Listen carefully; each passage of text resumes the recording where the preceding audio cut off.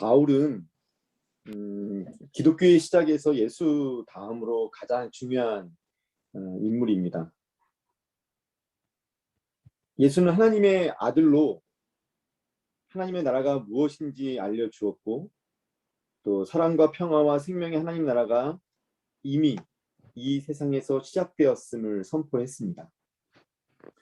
바울은 인간 예수가 어떻게 신의 아들이 되어 이 세상을 구원하였는지 그 의미를 설명하고, 예수가 걸었던 그 십자가의 길을 우리 모두가 따라야 한다라고 아시아, 유럽 곳곳을 다니며 예수의 도를 전파한 인물입니다. 재밌게도 예수님은 팔레스틴, 이스라엘 땅을 한 번도 벗어난 적이 없죠. 그런데 예수님이 주장한 그 진리가 지금 이 온 세상에 퍼져 있는 것은 예수님의 그 말씀과 그 사상을 체계적으로 정리해서 십자가 신학을 전파한 바울 덕이라고 할 수 있습니다. 그러니까 예수가 새로운 사상을 선포했다면 바울은 그 예수님의 그 사상을 토대로 새로운 종교를 만든 사람이라고 할 수 있을 것 같아요. 바울의 중요성은 신약성서 자체에서 보더라도 아주 명백합니다. 여러분들 아시는 것처럼 신약이 모두 27권으로 되어 있잖아요. 그 중에 13권이 바울이 쓴 것으로 되어 있습니다. 물론 이제 그 안에 실제로 바울이 쓴 게 몇 권이냐라고 하면 좀 달라지겠지만, 하여튼 바울의 권위를 빌어서 이것은 바울의 편지다라고 표현한 것이 모두 13개입니다. 그리고 예수님의 그 삶과 이야기를 담고 있는 우리가 사복음서 있잖아요.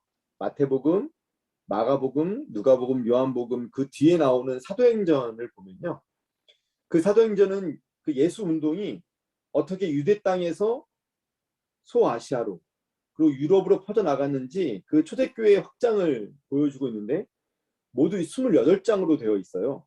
근데 그 28장 중에 16장이 바울이 주인공으로 등장합니다. 그러니까 전체 신약 성서를 통틀어서도 예수보다 더 많은 분량을 차지하고 있는 이가 바울입니다. 교회의 역사는 오히려 예수가 아닌 바울에서 시작되었다라고 얘기해도 정말 과언이 아니라고 말할 수 있습니다. 여러분들 그 사도 바울에서 잘 알고 계시나요?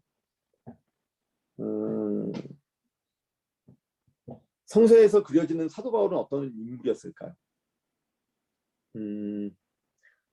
뭐 교회를 이제 오랫동안 다녔던 분들은 사도 바울에 대한 얘기를 너무 많이 들었기 때문에 그 사람 어떤 사람이야라고 이제 아시는 분들도 있겠지만, 우리 또 박수익 선생님처럼 교회를 얼마 다니지 않으신 분들은 도대체 사도 바울이 누구야? 이렇게 질문하실 분들도 있을 것 같아요. 이종팔님, 제가 잠깐 사진 하나 보여줄 건데 화면 공유 기능을 좀 부탁드릴게요. 네, 있습니다. 네, 제가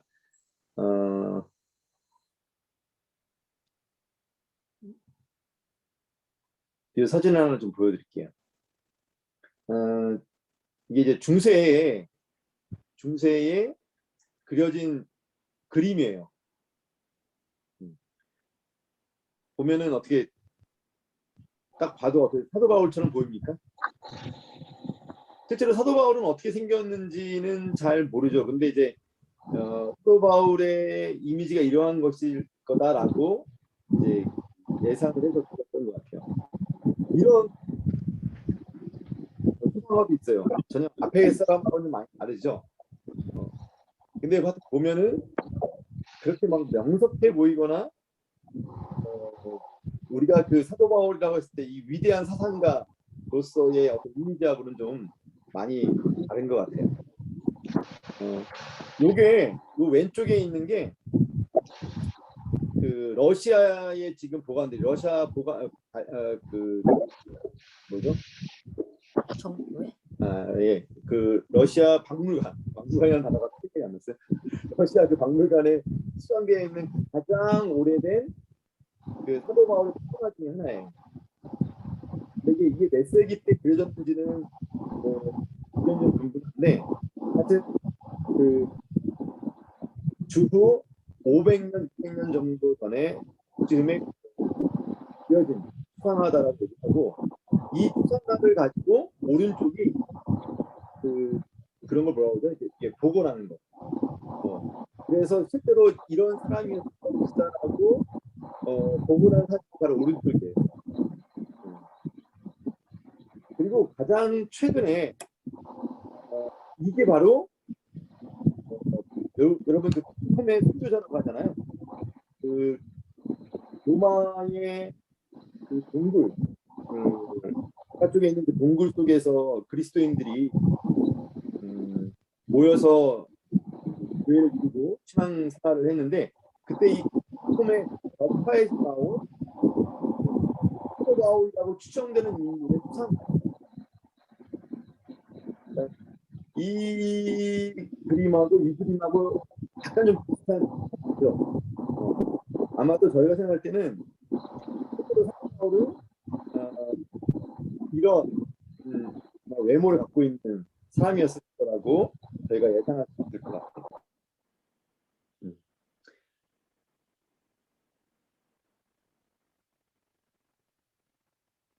바울은 지금 우리가 그 그림에서 봤던 것처럼 기독교 역사에서 가장 위대하고 영향력이 있는 사람이었지만 그렇게 막 외모가 막 호감이 가는 인물은 아니었던 것 같아요.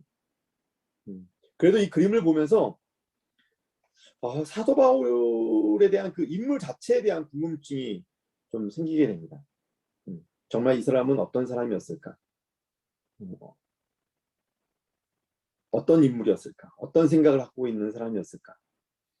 그래서 오늘은 우리의 본문 말씀과 함께 이 사도 바울에 대한 이야기, 인물에 대한 이야기를 조금만 더 하려고 합니다.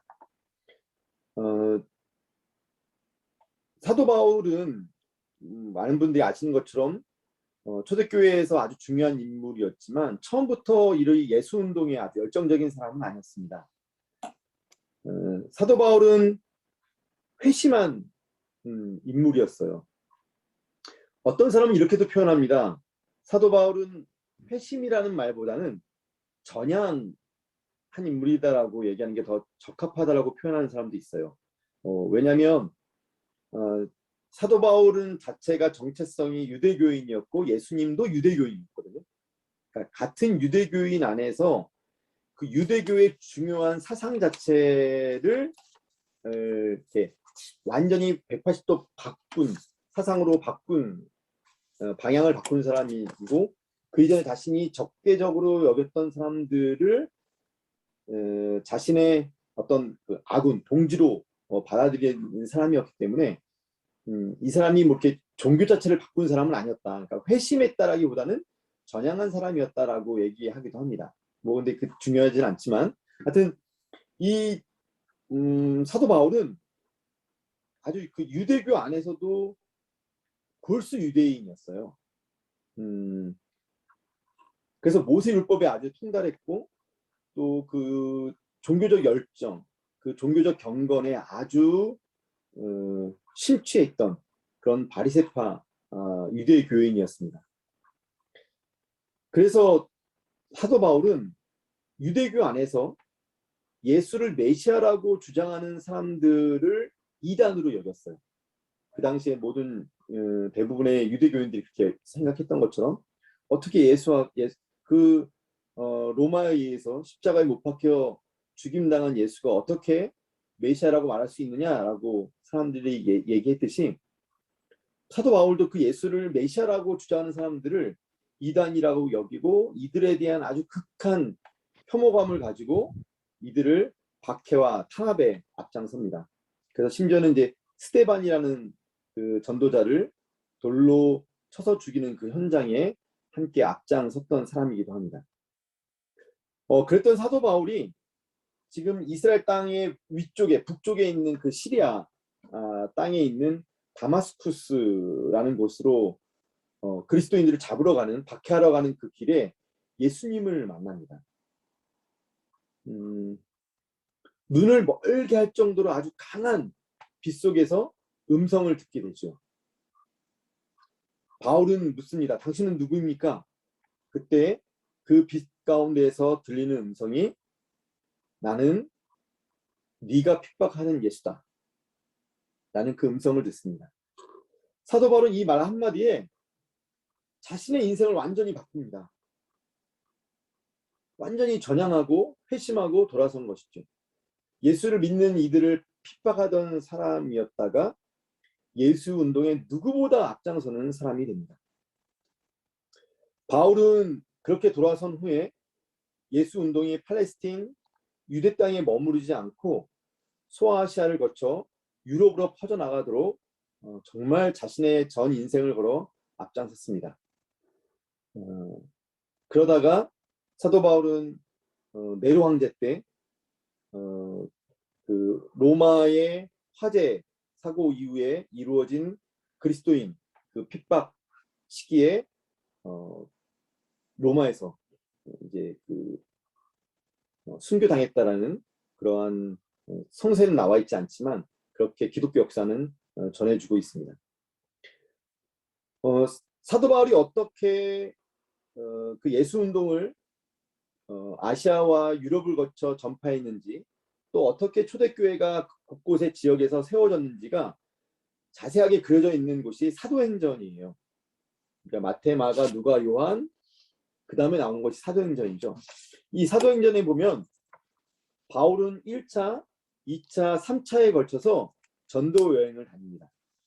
그리고 가는 곳곳마다 유대인들이 모여있는 그 회당에 가서 십자가에 달려 죽은 예수가 유대인들이 그토록 기다렸던 구원자 메시아였음을 강조했습니다.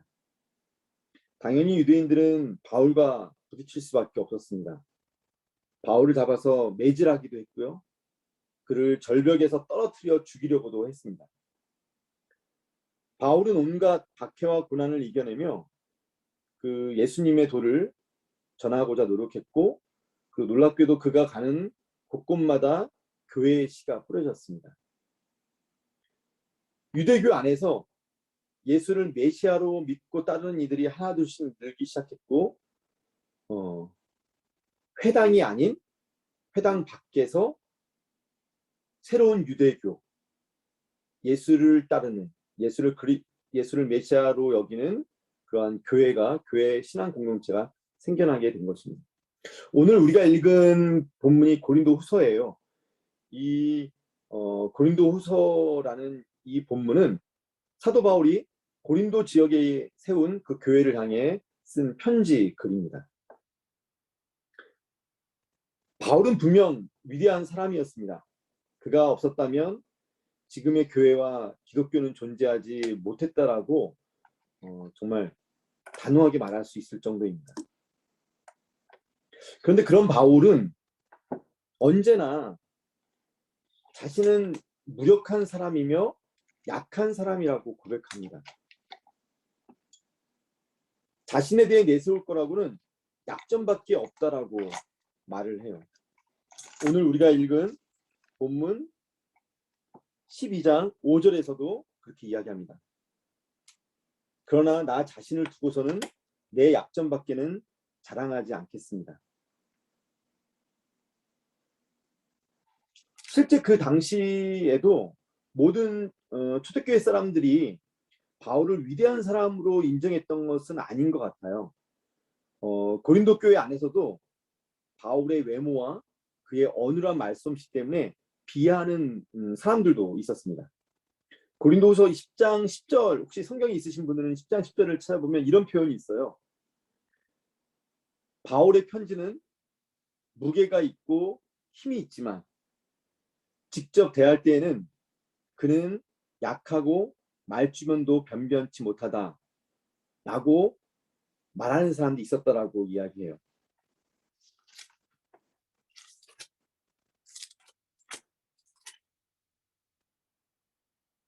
우리가 읽은 이 본문의 전장 11장에도 보면 11장 6절에 바울이 뭐라고 스스로 얘기하면 내가 말에는 능하지 못하지만 이라고 스스로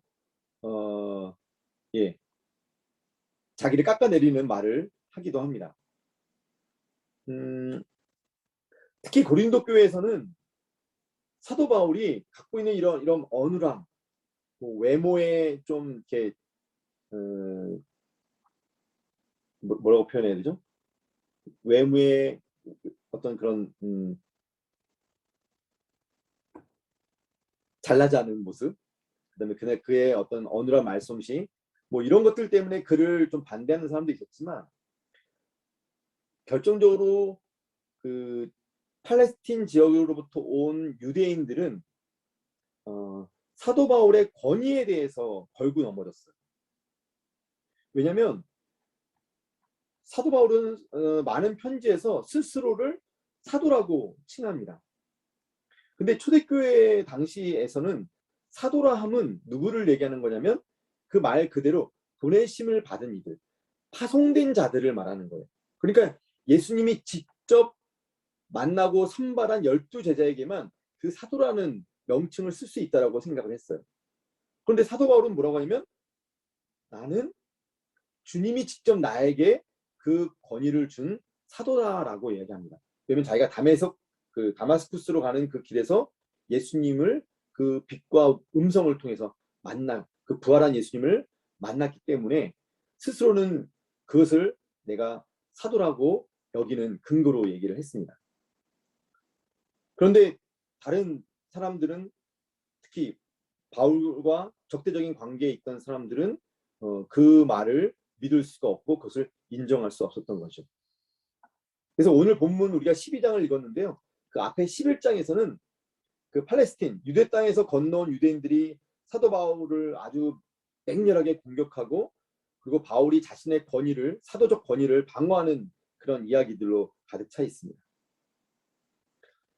사도 바울은 자신을 공격하고 비난하는 이들을 향해 자신은 정말 내세울 것 없는 존재라는 것을 한편으로 인정해요. 그리고 열광적인 그 신비주의자들처럼 기도 중에 황홀경에 빠져서 하늘세계, 다르게 표현하면 낙원이라고 표현할 수 있겠죠. 유대교인들이 믿었던 그 에덴 동산, 그 낙원을 보고 왔지만 사도 바울은 그것조차도 자기에게는 자랑거리가 되지 않는다고 말합니다. 그것이 오늘 우리가 읽은 12장 앞부분에 나오는 이야기입니다. 여기에 12장 2절을 우리가 처음에 읽었는데 알다시피 여기 보면 나는 그리스도를 믿는 사람 하나를 알고 있습니다라고 했는데, 이건 되게 다른 사람 제3자를 지칭하면서 이야기하는 것 같지만 이 본문에서 바울이 말하는 그리스도를 믿는 사람 한 사람, 그리고 14년 전에 셋째 하늘에 이끌려 올라간 그 사람은 바로 자기 자신을 두고 하는 말입니다. 사도 바울은 그러한 자신이 종교적인 어떤 신비주의를 체험했지만 그것이 자신이 내세울 만한 자랑거리는 되지 않는다라고 얘기합니다. 왜냐하면 그러한 신비주의적인 종교적 체험은 남에게 입증할 수 없는 자기 자신에게만 인정되는 경험인 것을 알았기 때문입니다.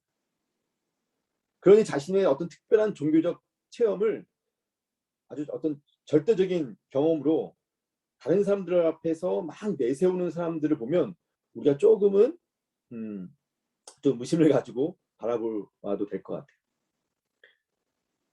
오히려 바울은 그런 자신의 어떤 신비주의적인 체험 이런 것이 아니라 자신의 약함에서, 자신이 약한 존재라는 그 안에서 자신이 갖고 있는 직접적인 예수계로 받은 그 직접적인 사도의 권위를 증명하고자 합니다. 자신의 어눌하고 약한 모습 때문에 하나님의 능력이 온전하게 드러나고 있다라고 주장하는 것이죠. 바울은 많은 이들에게 인정받지 못하는 치명적인 약점이 하나 또 있었어요. 그의 그 어눌함과 그들의 외모에 어떤 좀 특출하지 못한 면, 뭐 이런 것도 있었지만 그 바울이 갖고 있었던 특히 타인들에게 있어서 되게 보여주기 힘들었던 되게 치명적인 약점이 하나가 있었는데, 그게 바로 오늘 7절에 나오는 하나님께서 내 몸에 가시를 주었다라고 표현한 부분입니다. 바울의 몸에 박힌 가시가 무엇일까? 성서는 분명하게 말하고 있지는 않지만 많은 신학자들은 연구 결과로 이것은 바울에게 있는 치명적인 간질병이었다라고 말을 합니다. 바울이 태어난 곳은 흩어져 있는 디아스포라 유대인들이 모여있던 도시 중에 하나인 소아시아, 지금은 터키 지역이죠. 그 지역에 다소라는 곳입니다. 다소는 지중해가 이렇게 보이는 그런 해안 도시이기도 해요.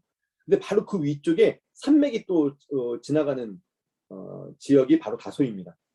그러니까 이곳은 동양과 서양이 그 접하는 경계선이기도 하고요. 또 해로와 육로가 교차되는 지점이기도 한 곳이 다소예요. 이곳은 지형 특성상 말라리아가 창궐하는 지역이었다고 합니다. 그래서 학자들은 바울은 아마도 만성 말라리아의 발열로 인한 그 발작을 간지를 자주 보여주지 않았을까라고 생각들을 합니다. 이것이 지금 바울이 오늘 본문에서 얘기한 하나님께서 내 몸에 준 가시라고 이야기하는 거죠. 이 분야를 연구한 한 신학자가 이렇게 표현을 합니다. 이 병은 큰 노력을 위해 에너지가 소진될 때마다 매우 곤혹스럽고 쇠약하게 만드는 발작 증세로 재발하는 경향이 있다. 그렇게 발병이 되면 한동안 절대로 일을 할 수 없다. 그 병을 앓는 사람은 일을 해야만 할 때 단지 누워 있을 수밖에 없으며 자신이 온몸이 떨리는 대책 없는 약골이라고 느끼게 된다. 그는 자신에 대한 멸시와 지긋지긋함을 느끼게 된다. 자신의 그 병약함 때문에 심한 자괴감에 빠질 수밖에 없다라는 것을 이 신학자는 이 사도 바울의 이 병약함에 대해서 연구한 그 내용들을 이렇게 표현을 하고 있습니다. 실제로 그 만성 말라리아의 그 발열로 인한 발작을 경험하는 사람들은 무엇보다도 심한 두통을 호소합니다. 그 두통이 어느 정도라고 표현을 하냐면 불에 벌겋게 달군 쇠 막대기로 이마를 찌르는 것과 같은 고통이었다라고 말을 합니다. 사도 바울은 그러한 몸의 병약함과 고통을 지니고 살았던 분이에요. 그렇게 많은 사람들 앞에서 당당하게 논쟁하고 예수를 전했던 그가 육체적으로는 가장 약한 모습을 담고 살았던 사람이라는 말입니다. 사도 바울은 여러 지역을 다니며 전도를 할 때 굶주림과 박해와 죽음에 대한 그 외부의 위협을 느꼈을 뿐 아니라 무엇보다 자기 몸에 주기적으로 찾아오는 그 육체적 고통으로 힘겨운 삶을 하루하루 살았습니다. 그런데 이런 바울이 오늘 10절에서 이렇게 얘기합니다. 그러므로 나는 그리스도를 위하여 병약함과 모욕과 궁핍과 박해와 곤란을 겪는 것을 기뻐합니다. 내가 약할 그때에 오히려 내가 강하기 때문입니다. 저는 오늘 이 본문을 묵상하면서 하나의 신비를 깨달았어요.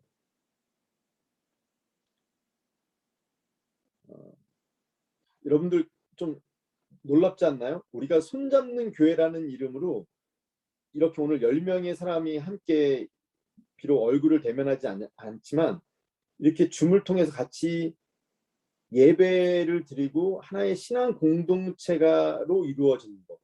이거 정말 신비 아닌가요? 우리가 가족도 아니고 피를 나눈 형제도 아니고 바로 내 옆에 사는 가까운 이웃도 아닌데 우리가 예수를 따르고 믿는 그 하나만으로 어떤 우리의 관계 속에 우리가 들어와 있어요. 저는 이거 자체가 너무 신비로워요.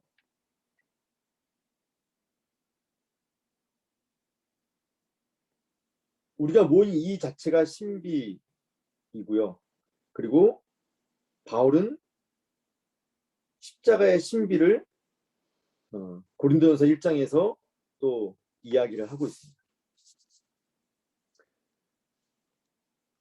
바울은 그 고린도전서 1장에서 그 신비를 어떻게 이야기하냐면 이렇게 얘기합니다. 1장 23절인데 우리는 십자가에 달리신 그리스도를 전합니다. 그리스도가 십자가에 달리셨다는 것은 유대 사람에게는 거리낌이고 이방 사람에게는 어리석은 일입니다. 그러나 부르심을 받은 사람에게는 유대 사람에게나 그리스 사람에게나 이 그리스도는 하나님의 능력이요 하나님의 지혜입니다. 그리고 27절에 이어서 이렇게 얘기합니다. 하나님께서는 지혜 있는 자들을 부끄럽게 하시려고 세상의 어리석은 것들을 택하셨으며 강한 것들을 부끄럽게 하시려고 세상의 약한 것들을 택하셨습니다. 바울은 이 십자가의 신비를 이렇게 이야기합니다.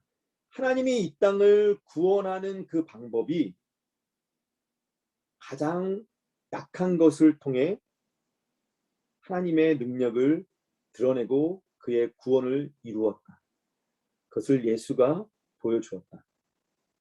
이것이 바로 십자가의 신비다라고 이야기합니다. 우리가 여기에 모인 건요.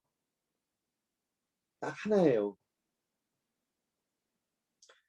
우리 모두 약한 사람이기 때문입니다.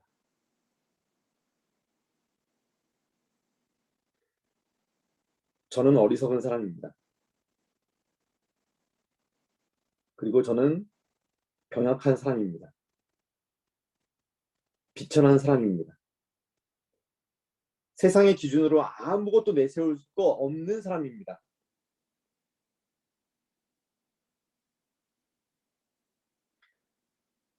그런데 그런 나를 여러분들과 만나게 하고 함께 손잡는 교회라는 신앙 공동체를 이루게 하셨습니다.